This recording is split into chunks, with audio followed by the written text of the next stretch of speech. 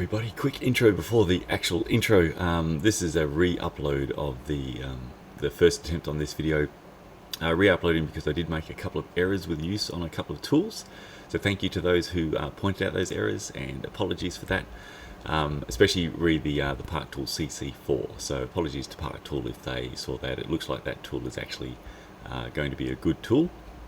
So I'll skip past this part now, just go straight into the initial intro on the original video. I'll work out, if I can, how to get the comments on the original video across so that we don't lose those, but I'm not sure how that's done yet. Yeah, anything IT, computer and social media is by far not my strong suit. So, but yeah, and also there was some one of the chain check videos seemed to have replicated itself, so it played multiple times. I'm not sure why this video software is doing that, because I am only bringing the clip across once into the timeline, because they were all just copied and brought across once. It seems sometimes when I export that it's duplicating clips, so you're getting multiples of one clip, and I'm not sure why that's happening. So something I'll have to try to figure out with this particular software, because I don't want to have to subscribe to a different software and learn a new software if I can avoid it, but we'll see how we go. Anyway, thank you for, again, the input and corrections. I'll try to keep any errors on my vids to a minimum, but first day back at school on the video front. So for 2024, I do commit in the comments, yeah, and the normal intro after this one, that I'll be trying to get better at my YouTube videos this year. So started off interestingly, but fingers crossed for the rest of the year. And yeah, thanks again everyone for the input and corrections, and I'll always do my best. Hey everybody, welcome back to the Land of Low Friction in 2024. So sorry it's been a minute since the last video, but yeah, had a lovely break over Christmas, New Year's, and hope you all had a great time off too, and lots of cycling. And then yeah, on return there's always a stack of backlog to catch up on from the time off.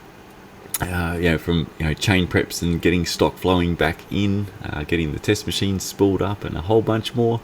Plus it's just a really busy, fun time of year with the Tour Down Under and the Nationals. So it's been all sorts of stuff happening. But let's rip into what's upcoming this year. Right, so one of the focus areas in 2024 is actually going to be myself, just getting a little bit better at the YouTube videos. It's something I've mentioned in the past I'm going to try to get better at, and then simply not done so at all. I've tended to just try to get the videos out on the Friday. I'm going to need to take more time when necessary to try to make sure that, rather than rushing through the clips, where even when I've quite well fluffed the presentation in that clip, that I haven't had time to re-record them and then put together something that's just a bit more coherent, and obviously in a lot of cases a bit more concise.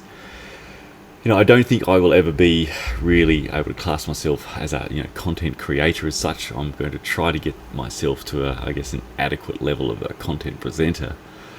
But to do that, I am going to just need to take that bit more time, and if that means that a video can't go out that week and it's going to need to be deferred to the next week or even the week after, so that I've got enough time to re-record as necessary, so that both the particular clips that are going on the video, as well as the entire structure of the presentation itself is better, then I'm going to allow that extra time to do so, rather than just pump out what I've been able to get recorded that particular sort of little block that I get on Friday.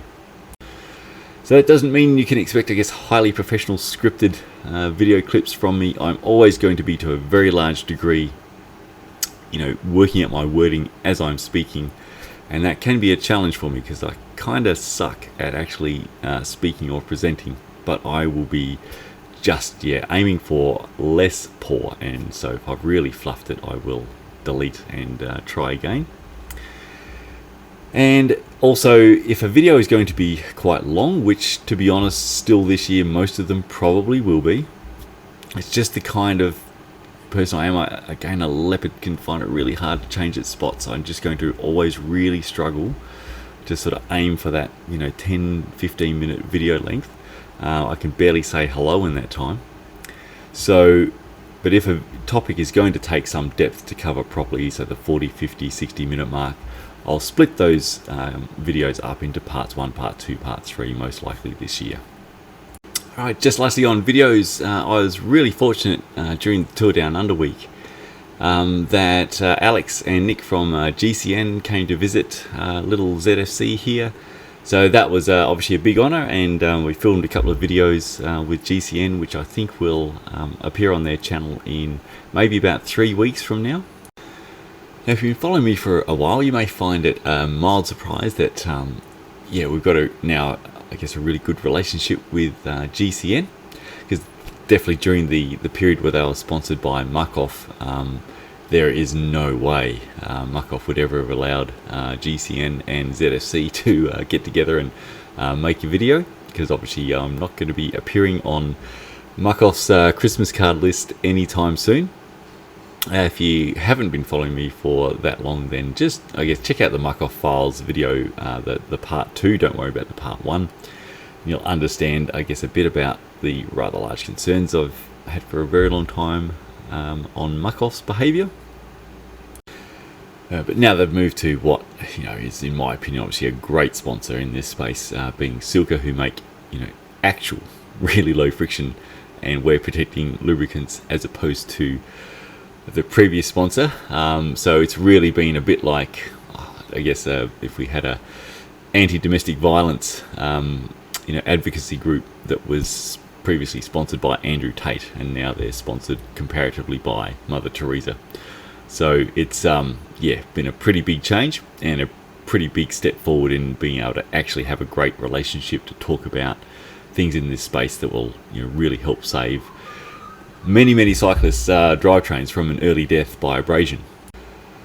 So yeah, it's been a really, I guess, exciting start already for 2024, and I'll update when the first video with GCN has been released, and hope that I don't come across too terribly, because they were all one-take wonders, so we all know what I'm like with actually speaking, but fingers crossed it's not too bad, and that with GCN's much more massive reach in the cycling space, we can help save a lot more drivetrains this year than ever before. Alright, let's get into today's topic.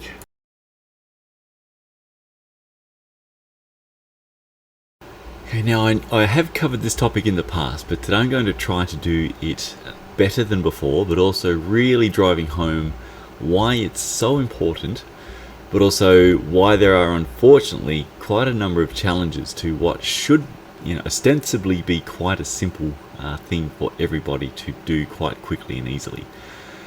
And I guess, what can we do about those challenges, so that hopefully everybody watching this can be all over chain wear checking, and because really that is going to be your absolute best friend with regards to saving you a huge amount of drivetrain wear and cost. It is still all too easy for people to miss how worn their chain is, such that when they need to purchase a new chain, they also need to purchase a new cassette, sometimes even new chain rings, and that can just be A, a massive expense, B, it's a massive waste, when with just that little bit of time and knowledge you could have replaced your chain that bit earlier, had a new chain onto your existing cassette and rings with no issues whatsoever. So that's really what we want to get to. There is I guess a second benefit to being on top of this, and that is a big reason why still a lot of bike stores, I guess, are able to sell what are objectively not great lubricants as compared to a lot of the top products that we've found through testing, is simply too many people are not tracking their chain wear. They are not able to assess if a lubricant's performance, for themselves, if that is going well or not well. And that really, if say 99% of cyclists were actually tracking their chain wear and linking that hopefully to how many kilometers they have been riding on that chain, I think there are a lot of very poor products that are very commonly sold that this would reduce by quite a lot, and people would start to pretty quickly look for a much better lubricant if they actually saw better with their own eyes what performance they were getting from the products they've been using. For the many cyclists who are not checking their chain wear or understanding why it's important and how to do it, they really have no idea when they have their sort of bike in for their approximately annual service, and the bike store will simply be telling them that their chain is worn and needs to be replaced, as well as their cassette and sometimes even chain rings.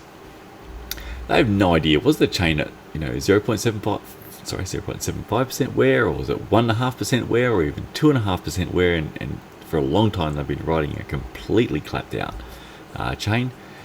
It's just they're basically advised it's worn and things need to be replaced. So there's a few bits to that. For one, obviously you cannot tell if you don't know how worn your chain is. You do not know how well your lubricant has been performing. So you might have been riding that chain for a year, but it was getting pretty clapped out after 3 months, and for the next 9 months you've just been riding this heap of crap chain that has been merrily eating through the metal teeth of your cogs and chain rings because it's worn. And let me tell you that eating through the metal on your cogs and chain rings at a decent rate, it is not low friction running. Or was it really only just approaching 0.5% or just over 0.5%, and actually the lubricant performed pretty well, especially if you've done a decent number of kilometers that year.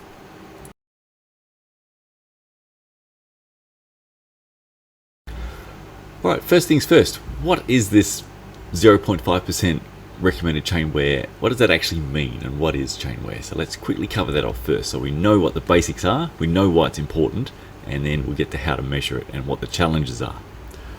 Alright, for the moment I'm just going to be referring to what is termed elongation wear. We're going to talk about some other wear bits later. But we can see here on the inside of a chain, actually let me just try to get a pen up, that we have, when we take the roller away, we can see there that we have the chain pin, and that is located inside the inner link plate bore. What happens is that every time your chain articulates or bends around your chainring, and especially obviously your cassette, it's doing so under all of your pedaling load, which puts very high pressures on those surfaces due to the small part size. Over time, there will be wear on that pin, and there's going to be wear on the bore of that inner plate link. As those surfaces wear, then there starts to become some play. So instead of this link here that would be nice and tight, can I get a pen? When a chain is new, that's a big line. When a chain is new, there's not really going to be any play when you try to pull these, put tension on that link and try to pull that apart. It's not really going to budge because everything is in tolerance and new. As the pin wears down inside that inner link plate bore and that bore wears bigger, there is going to be some play that starts to occur. So when we put tension on that chain, now that link is going to be able to be pulled a little bit longer than it was before. So chain wear, or chain stretch as it's sometimes referred to, it is not the link plates stretching. The link plates, for all intents and purposes, do not stretch, or if they do, it's elastic and very short, momentary in time, and they come back to where they were. Chain stretch or chain wear is the links being able to be pulled further apart by way of wear of the pin and the inner plate link bore that you can see there. Alright, so before I go into why 0.5% wear really matters, we'll just quickly cover what is this 0.5% wear, because that can be a little bit ambiguous to many. Basically, when a chain is new and not worn, for a bicycle chain that is referred to as a half-inch pitch standard chain, so basically it means it is 12.7 millimeters is going to be the distance from the start of one pin to the start of the next pin, or you can measure center to center. So that distance between, I guess, what is the length of one of your bicycle chain links is 12.7 millimeters. So trying to measure 0.05% wear on that distance is quite tricky. If one was measuring chain wear with digital calipers, they would normally measure a span of, say, 10 links. 10 links gives us, I guess, a bit more of a chance to try to accurately measure. But just to give you an idea as to what it actually means, so if it's 10 links that we're measuring, 10 times 12.7 millimeters, which is our link length, gives us a span that should measure, when new, of 127 millimeters long. 0.05% allowable wear on that is not a lot. So we're multiplying that not by 0.5, which would be 50%, or 0.05, which would be 5%. It's 0.005, which means we have a 0.635 millimeter allowance on that start measure. So, measuring 0.6 of a millimeter for some people, measuring to that accuracy can be a little bit of a challenge with digital calipers. But this is just to give a bit of an idea that 0.5% wear allowance, it's not a lot of allowance for your chain before the elongation of that chain due to the links being able to be pulled a bit further apart. Every single link, that tiny bit further it can be pulled apart due to wear of the pin and wear of that inner link plate bore. That past that point it can really start to cause some problems. So what are those problems? Alright, so what we want when your chain is zooming around your drivetrain is we want, as the chain comes onto your chain rings and also to the cogs on your cassette, is we want the roller to slot neatly down into the tooth face there. So we want this to just beautifully sit down in the center of the trough between the two teeth, and by the time your pedaling load is introduced, then the roller is going to be just pressing up very nicely, sorry I can't draw well, directly into the tooth face. Now what's going to happen when things get too worn, or basically that 0.5% wear rate tolerance, that's basically a guide that says within that amount of wear for your chain links, that lovely little scenario is actually going to take place. The rollers are going to sit down into that trough in the center very nicely and then press against the tooth face when your pedaling load comes in to drive everything forward. Past that 0.5% wear allowance, the distance between these links grows sufficiently, because those little bits can be pulled further apart, that the roller is now going to start to hit the tooth, or the tip of the tooth, and slide down the face. Now that's going to obviously cause wear. And so basically, once you take a chain past its 0.5% wear allowance, if you run your chain to 0.75%, for instance, it is just going to eat out your chainring teeth and cassette teeth to suit the new link length of the chain. They're just not going to stand up to having that roller sliding down its face under quite high load each time. You wear your chain to 1%, you're just going to eat out those teeth even bigger and bigger and bigger. So you can do more wear to your cogs and to your chainring teeth in, say, 1,000 kilometers if you take it from 0.5 to 0.75 than you would in 10,000 kilometers if you replace chains nicely before they even hit 0.5%, because for the time that they're under that 0.5%, things are slotting in nice and lovely into this beautiful spot here. They're not sliding down the face, eating out the teeth to suit the new length of the chain. Right, now I cannot overstate how important it is to replace your chain by that 0.5% wear allowance, and treat that as the limit, not the around about there or a bit over is okay. You want to be getting onto replacing that chain by hitting that as the limit, and you want to be erring on earlier than that if the more expensive your components are. So like the World Tour Pro teams can get literally seasons out of their cassettes and chain rings because they're replacing their chains very early, typically 500 to 1200 kilometers. So their chains usually are nowhere near approaching the 0.5% wear allowance. The earlier you replace your chain, obviously the more chains you're going to get through your cassette and chain rings. There is going to be a cost balance, but you want to be treating your chain as by far the most consumable part of your drivetrain. Typically your cassette and chain rings are going to cost a lot more than your chain, and you want to keep the wear on those parts to a minimum. So obviously part one of that is running a proven top lubricant, but the big part two is not running your chains past 0.5% wear allowance. For myself personally, on my more expensive cassettes, so some bikes have got Eagle XX1 cassettes and so on, I am always looking to replace those by 0.3%, not 0.5, because I want to preserve those cassettes' lifespan to the maximum, because they're just going to cost a lot of money to replace. And if I can get, 2 or 3 more chains through that cassette as opposed to one, because I wanted to really run that chain up to the limit, and then now that's just caused some wear to a cog or two that is running pretty rough or a bit crap, I haven't really helped myself. So treat that 0.5% as your absolute cosmic limit as to when you want to replace your chain. Now there are tons of images out there. You can just Google on what basically cassette wear and chainring wear looks like. But so here's one I've just quickly pulled up.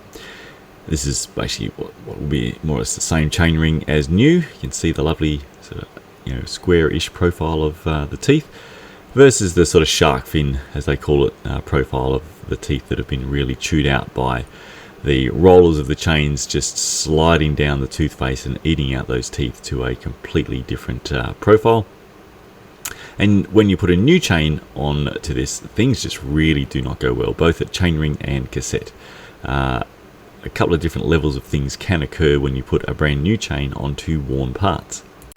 Okay, the earlier levels, if you only let things get sort of mildly worn, when you put a new chain on, often what you'll be presented with is just like a grindy, rumbly kind of sound and feel. And it can be coming from either the cassette cogs or the chainring, or a combination of both. It's just simply a poor mesh. The new chain is just really not running and sitting well in the worn teeth of the ring or cogs. And it just can feel and sound a bit like crap. At the higher levels of wear, it is not uncommon for, especially at higher pedaling loads, for a chain to jump on a worn cog, which can be quite disconcerting, and it can cause damage. You can snap teeth off the cog, you can snap the chain, or it can jump off the chainring, and that can be even more exciting, especially if you are under stand-up power where your weight's over the handlebars, especially if it's in a sprint type situation. Chain jumping off your chainring can get really, really exciting for both yourself and all of those around you. And the final impact, of course, is cost. It's just, if you need to replace those components because you allowed your chain to run too worn for too long, it's going to cost you money to replace them, and that's money you could have spent on a whole bunch of other fun stuff in cycling, as opposed to replacing bits that you really could have prevented needing to be replaced.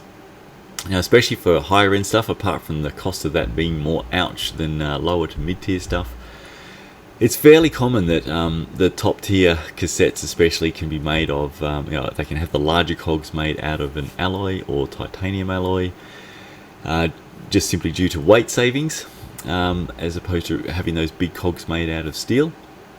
And the alloy cogs have a lot less, tolerance or resistance against that wear from a chain that's now got links that are a bit too long. And having the rollers slide down the tooth face, they just really can't stand up to that for very long at all, before it's going to be game over for those larger cogs. So yeah, on the higher tier stuff, just really take note of the fact that you want your chain to most definitely be the most consumable part, and to get onto replacing that erring on early, as opposed to risking pushing it past the recommended wear, because you're just not going to get away with it most times.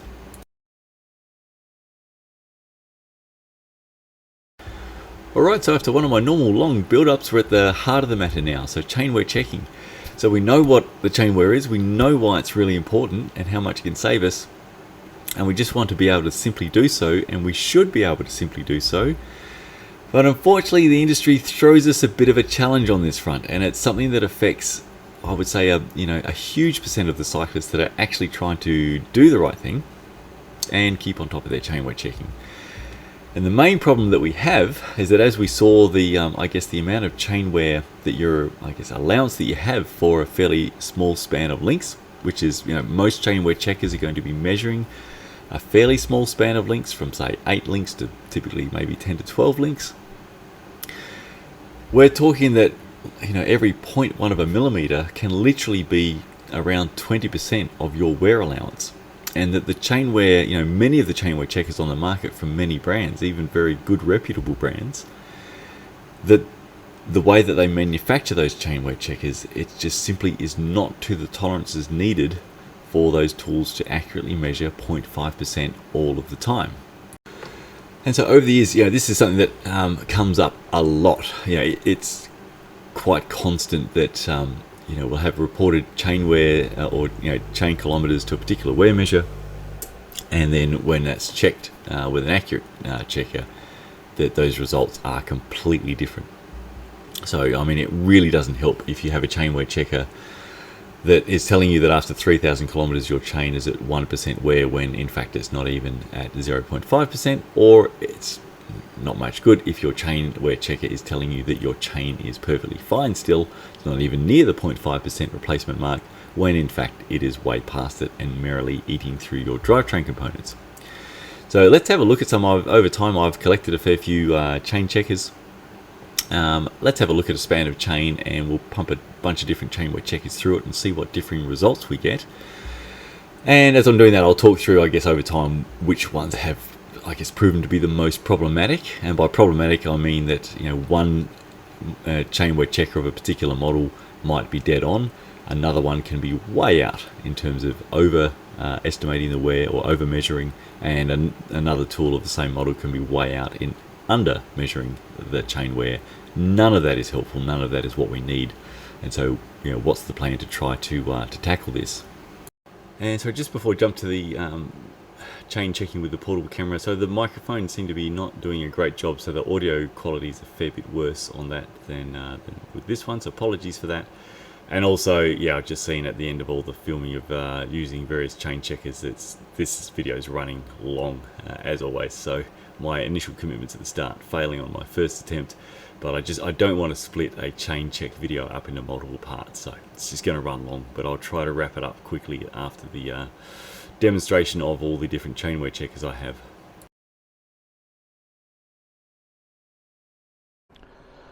Alrighty, let's check out and see how we go with chain wear measuring. So here is a chain that I've worn to as close to sort of 0.5 as is practical.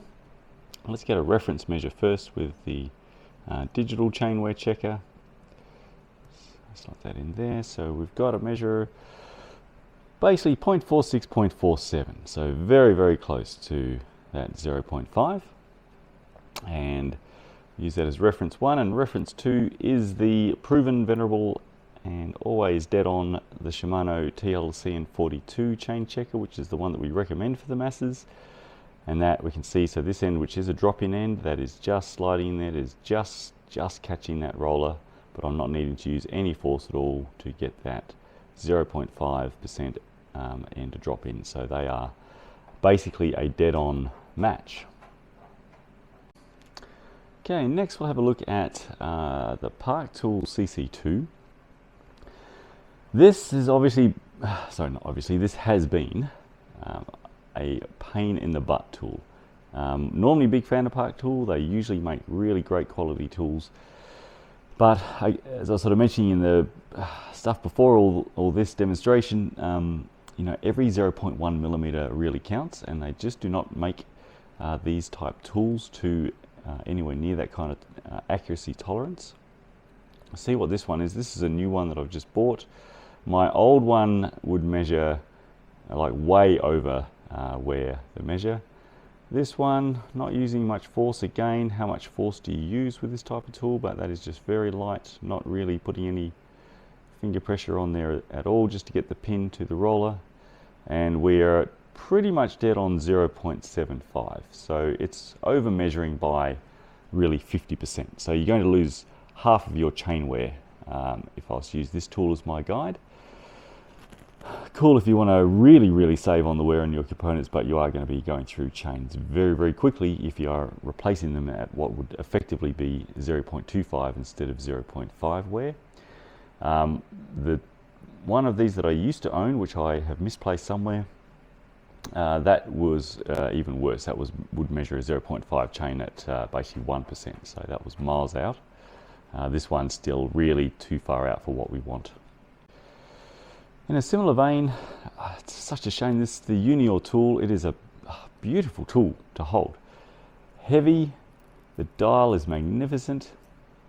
Again, this is one I've just purchased, so let's see how this one goes. But my previous one was so far out it would measure brand new chains as 1% worn.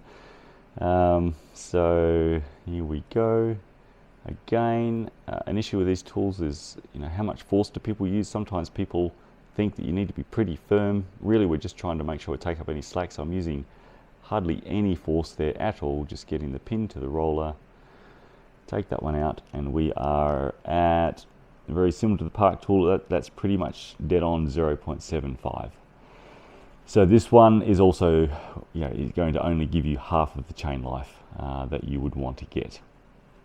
If a tool's going to be out, it is kind of handy to be out erring on early, for sure, especially if you've got expensive stuff, but when it's that far out, it's pretty wasteful, and especially if you think, wow, I've switched to immersive waxing, now I'm going to be all over it, I'm going to start tracking my kilometers to chain wear, and cool, I get myself a chain wear checker to do that, and then they get nowhere near the number of kilometers that they thought they would get before their chain's at 0.5%, and oh so many times it is because of the chain wear checker as opposed to the chain being worn anywhere near that mark. So that doesn't help the crusade and the education that we're trying to do. Okay, next up, let's have a look at this funky thing from Cyclists. This one's pretty expensive, it's 75 bucks, and I had high hopes.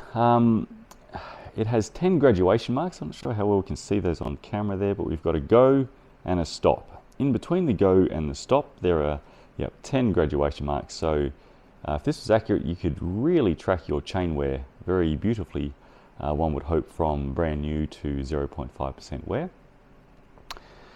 As it is, this one is one I have tested before. It is so far out.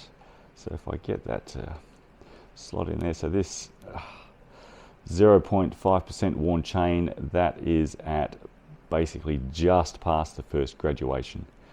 I have checked a very worn chain. I'm trying to remember now if it was, I think it was around 1.5% worn, and this tool was still saying that it was fine.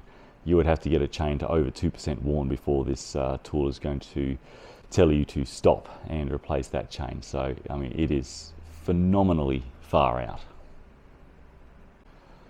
Okay, next up we have one from Ice Tools. Hook that one in there, and that is not going in at all. And if I use a lot of force, with a lot of force, I can almost start to get that in. So that again, that's obviously nowhere near as bad as the previous one, but that is way under measuring. I'm going to estimate that one as basically saying it's only about 60% worn, when in fact, with our recommended wear mark, it's 100% worn. So that is, again, inaccurate in the wrong way that is going to cost you money. All right, next up we have the Super Bee. Oops, get that end in there. And that's really similar to the Ice Tools. That is no way, Jose, going in for the 0.5. Not even with a lot of force. No way can I get that in. So again, that's going to be at measuring the 0.5 chain at probably it's not, maybe 0.3. I'll give it the benefit of the doubt that it's similar to the Ice Tools, and is also measuring it, say, around 0.3, so it's about 40% low. Again, that will cost you money, that extra that it takes you to wear the chain, where such that this 0.5 end would drop in, that is going to cause damage to your cassette and chainring teeth for sure. Next we have the Lesign, and that's close, but it's not going in. With a little bit of force, not going in. A lot of force, that went in. That's close, but not quite. Again, by the time you got that drop-in end to drop in, you would have just a bit more wear on things than you would like, but pretty close. Alrighty, redo of the Park Tool CC4. So this was pretty much the main error that I had in the original upload of the video. What I did was other tools of this type where you're inserting, or I guess, or locking in an end, you're pretty much just inserting that end, and then you have the drop-in end of the tool. Doing that just with this tool initially, you got a very, I guess, over read of the wear. I was actually able to get the 0.5 end in on a brand new chain. With this tool, so it didn't jump out at me at the time with the live filming yesterday, but the instructions are that you need to squeeze that section of chain in towards the tool. Doing that as per the instructions does make quite a bit of difference. So in doing that, it is giving me a really dead on 0.5. So that drop in end is just brushing past the roller with basically no force to give an exact 0.5 wear measure. So this one is also measuring dead on, so that's great for the CC4. And apologies to Park Tool on the original one, and thank you to everyone who commented to let me know that I had made an error with the use of that tool. So if you have that, please take note that the instructions actually do mean that you need to squeeze the chain up towards the tool, and that not doing so, you're going to get a false high wear measure. Also, the tool apparently wants you to ensure you have it inserted on this end on the inner link plates. There's still comments with now also with the pedros. So in the original video I didn't do the squeezing up towards the center with the pedros. That previously gave me a dead on measure with the original tool. Sorry, let me get that one in there properly again. It's still pretty much like it's maybe made a minor difference where it's going past the roller maybe ever so slightly easier. You can't pick that up on video, but I can feel it just brushing the roller. The 0.75 end is still not going in. So to me that is still giving a pretty much dead on 0.5 measure. Very similar to the original video. That end is just brushing past that roller. So the pedros I'm still classing as dead on.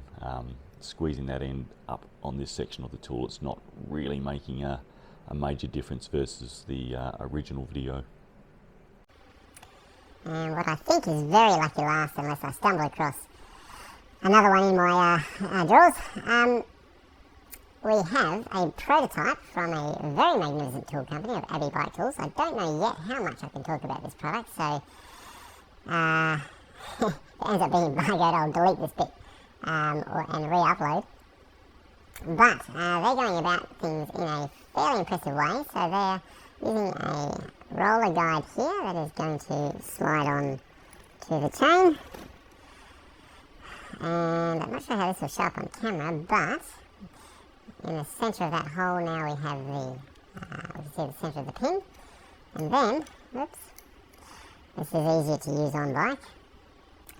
Then we have a series of drilled holes at different distances, and what we're looking for is for the pin to line up in the centre of one of those holes. So again, it may be difficult to tell on camera, but I can tell that it's not quite dead centre on the 0.3, and it is, well, not quite, but almost dead centre on that 0.5. So this one's also pretty much a match for calling that a 0.5, and it's definitely not dead centre on the 0.7 nor the 1.0. I really like this new method. I'll admit that it is, unless you've got good lighting, difficult to see exactly the centering of the pin to the holes. However, just make sure you've got good lighting. Check the one hole above and below, and you'll get a very good idea which one the pin is centered on. It's quite a different way of going about it, and they're trying to, I guess, obviously bring out the highest quality, most accurate tool, which is what Abbey is all about. Alright, last measure redo from yesterday, because I did also mildly stuff up the caliper one, because I did the basic error of not zeroing them before, but I have done that now. And we are looking to measure from start of pin to the start of the 10th pin, and we really need to eyeball this very carefully. This is more easily done with a chain on bike.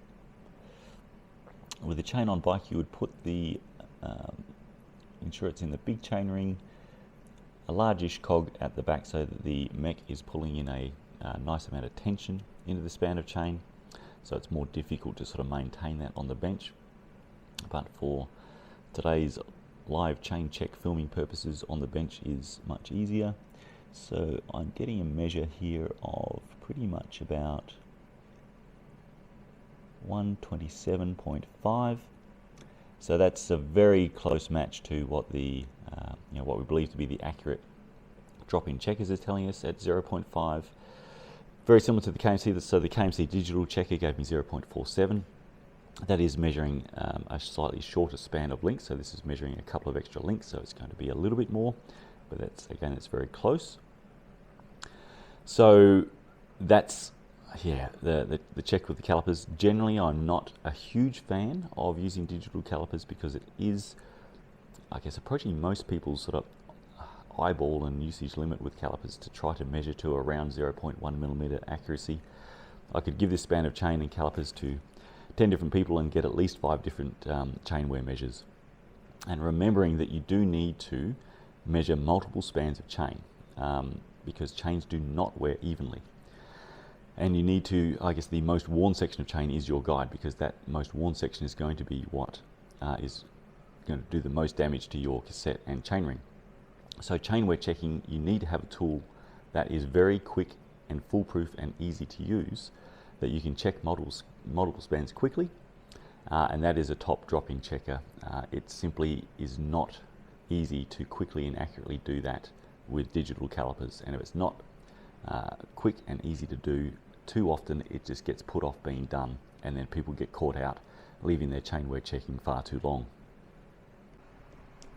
Oops, sorry, one more. I found one more tool just before I wrap up with my little portable cam, an old uni or drop-in checker. Here we go. Well, 0.5 goes zooming in. Let's try the 0.75 on one end.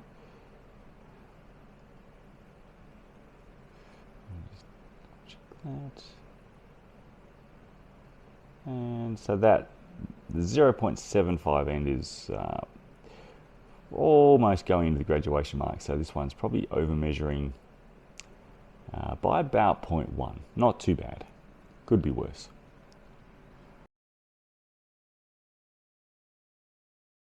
Alright, with the updated results, quick re-record of a little data table that we whipped up there to show the overall variance between the chain checkers that we just sort of live recorded quickly before. So overall, we've got a variance really of, say, 140%, which is, pretty mega. We've got some, I mean, the cyclist is just such an outlier of just measuring so little wear that it really throws things out a fair bit. But there's still a number of other tools. We've got the ice tools, the Super B, that were clearly under measuring wear. Lesign just slightly under measuring. Then we have a number of tools that are, quite readily over measuring wear, which, past a certain point is problematic. A little bit of over measure wear is going to be okay, because it's going to err you replacing your chain slightly early and protecting your components. But when it gets to the range of sort of 50% out, it's just getting rather wasteful if you're using that as your guide. So ideally, obviously, we just need chain wear checkers to be as close to dead on every tool as possible. Sorry for some noise there. So yeah, very pleasing using the Park Tool CC4 correctly. See that was dead on. That is also a laser cut tool like the Shimano. So we can't sort of, I guess, state categorically that laser cut tools are always going to be the most accurate, but we do have a couple that are laser cut as opposed to being cast and finished that do seem to be hitting a dead on tolerance better. I might get in time one or two more of the CC4s and the Pedros, as we get multiple tools from multiple batches that are also dead on, like what we've seen over time with the Shimano. It'd be great to be able to add them to the definitely recommended list, but good indications early on. The other tools, especially the any tool that has basically like a dial, I just can't see the manufacturers making them to the tolerances needed to be really that 0.1 millimeter accurate. Also, tools like the Park Tool one, the pins are quite easily bent. People do have very strong hands and very strong thumbs, and it's not really clear how much force you should use, and you don't need to use a lot of force at all with the CC2 to start to bend the pins. And once they're bent, obviously you will have forever very false early wear measures. The Unior is a bit more robust, but it's just, again, it's just out. Just not a fan of that style of tool, because I just don't think that any manufacturer would put in, I guess, invest the cost in what it would take to manufacture such a design to the tolerances needed. Alright, enough waffle on there, but yeah, overall, it's a bit of a concern. I mean, avoid, I think at this stage, a lot of tools. Over time, we'll try to get more on the approved list, but yeah, a quick whip through. There's a lot more variance out there than what we would like for such an important little measure. Alright, wrap take 2 on after the reshoot of a few measure clips done correctly. So what do we do with all of that? I mean, over time, obviously my goal will be to, work to increase the approved tool list, and to a degree, some of that I might need some sort of local help. So customers local to zero friction cycling, if you have, say, the Pedro's tool or the CC4, so testing multiple tools from different batches of tool manufacture, that's going to be great to see if we can, be confident that that model of tool is definitely accurate no matter when somebody purchases it. So if the manufacturing is nailed for that particular brand and model, then would love to increase the approved list, because at the moment I've sort of held just the Shimano as really the only one that I can depend on.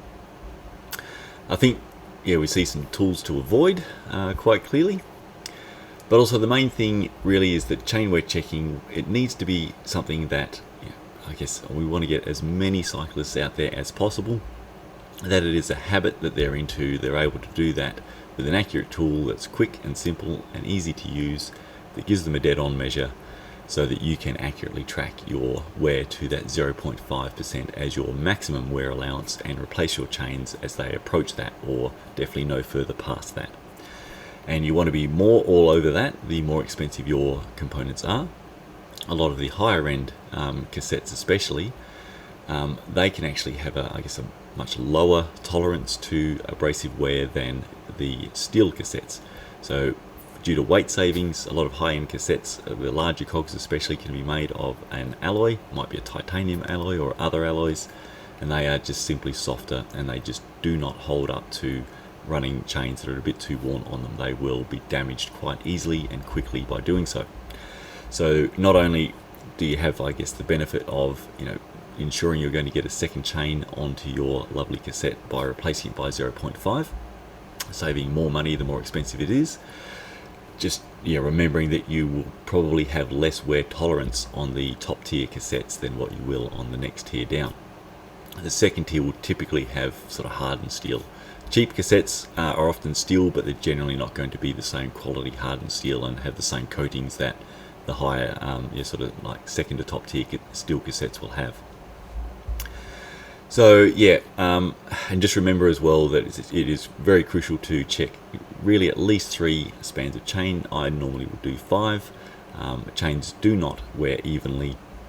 There's just far too much action happening with all the links in your chain that by the time you're approaching that 0.5% mark, literally those links will have done many tens to hundreds of millions of articulations by that point. Tiny differences in what's going on with lubrication, or even just the metal surface finish from manufacture. Multiply these teeny tiny differences by, say, a few hundred million mechanical movement operations, you do get a tangible difference in the wear of those parts.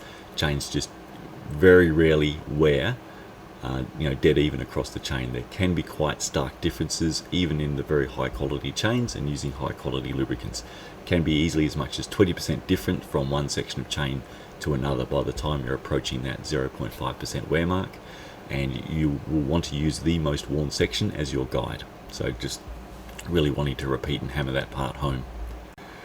Yes, that's why in general I'm not an advocate of using digital calipers, just because it is not that easy to measure to that 0.1 accuracy across multiple spans of chain easily and frequently.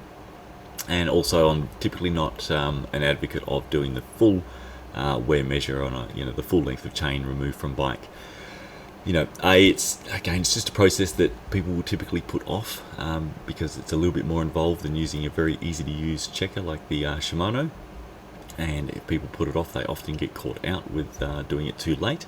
And 2, it just does not pick up any sections of chain that are worn more than the average. So by the time the chain wear is approaching that 0.5%, there will for sure be sections that are greater than that. Chains practically never wear evenly. Even the best chains, and even running the best lubricants, by the time it's approaching that sort of 0.5% wear, typically there will have been hundreds of millions of articulations across all the links. And so tiny differences in what's going on with the lubricant, or even just the metal surface from manufacture, multiply extremely tiny variances by hundreds of millions, you just get something tangible still. And the sections that are worn past that 0.5 will be causing damage. It is not uncommon for chains approaching that 0.5 for one section to another for there to be at least a 10 to 20% difference between sections. So that's I would say the norm. So it is easy to get caught out, and that's why checking multiple sections and using the most worn section as your guide to replace the chain, that is your gold standard way to go. And yeah, for sure, like my complete oversight error on the initial vid with the use of the CC4, things like that, yeah, I will obviously try to keep them to a minimum, but things may occur where I make an error or I'm doing something for the first time, recording live to put a video together that day. It certainly didn't jump out at me from the instructions on the tool that chain needed to be squeezed up in that section. I was more familiar with tools previously where that end of the chain tool, simply the chain is inserted into those ends. So whilst, no doubt error was on me there, I think that if I make that error with that tool, that it's possible that other people out there with that tool in the world will make the same error. So at the moment, whilst I will hope to be able to put the CC4 on the approved list that it's a dead on accurate tool like the Shimano, at this time I've still got the Shimano, the TLC and 42 as the default recommendation, because it's extremely difficult to misuse that tool. The main misuse of the drop-in chain checkers like the Shimano is simply people are using force to get that end of the tool in. They are a drop-in checker, so it should just be basically a drop-in check. So if it slides past the roller with basically 0 to very low force, that's your 0.5 measure. You can pretty much get any of those tools to be forced into a brand new chain if you want to use enough strength. That's not how they're designed to use. But yeah, I think that there's potentially more scope for operator error, which I demonstrated using the CC4 or possibly even the Pedros, where you've got to squeeze the span of chain up in that section as opposed to it just being an insert in that section.